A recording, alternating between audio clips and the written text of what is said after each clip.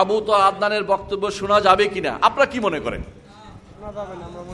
এইটা মানহাজ বিভ্রান্ত, বিভ্রান্ত মানহাজ যার ঠিক নাই তার ব্যাপারে কথা বলা যায়। মানহাজ বিভ্রান্ত আপনি বুঝতে পারেন কিনা? প্রতি জাহেল কাকে বলে, জাহেল কাকে বলে আপনি ভালো করে দেখেন। আপনি দেখেন কত বড় জাহেল। কি বলেছে বলেন তো? ঘুমটা নিয়ে হাসাহাসি করতেছে আমাদের, দেখেন নাই? এটা ব্যক্তি পরিচয় না? তুমি ব্যক্তিকে নিয়ে আক্রমণ করতেছো কেন? তুমি কি করো আমি কি বলি? তোমার কেউ বনিয়ে আমাদের আলোচনা শোভা পায় না। তো আলোচনা হবে তোমার এলমি কথা, তা না করে তুমি কোন দিকে নিয়ে যাচ্ছ? তুমি কিয়ামতকে ঘটাই দিচ্ছ মানুষের উল্টা পাল্টা কথাবার্তা বলে, এই হয়েছে সেই হয়েছে।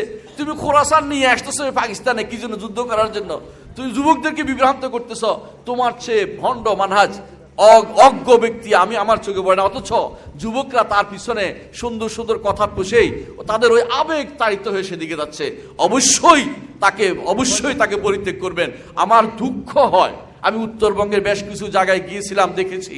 আমি যে সপ্তাহে গিয়েছি, আগের সপ্তাহে সেখানে এই ভণ্ড এসেছিল। অথচ তারা কিছু মানুষ আছে সহি আকিদার দাবিদার, তারাই নিয়ে এসেছে। আমি নাম বলতে চাচ্ছি না, নাম বললে চাইলে বুঝবেন যে কত মারাত্মক অবস্থা।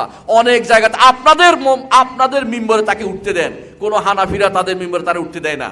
আপনারা এই ভুলটা কেন করবেন? যে কোনো ডাক দিবে তার কথা কেন শুনবেন? আপনাদের কি সোনালী অতীত নেই? আপনাদের কি মুহাদ্দিস নেই? কেন আপনারা চিন্তা করেন না কার জায়গায় কাকে উঠাচ্ছেন? ইমাম বুখারী কোথাকার কোন ব্যক্তি? কেন এই সমস্ত মিম্বরে এই সমস্ত লোকদেরকে উঠাবেন? আপনাদের বুঝা দরকার আছে, এলমের দরকার, আকীদা এলমের দরকার, মানহাজের এলম দরকার। যাকে তাকে যেখানে সেখানে উঠাবেন না।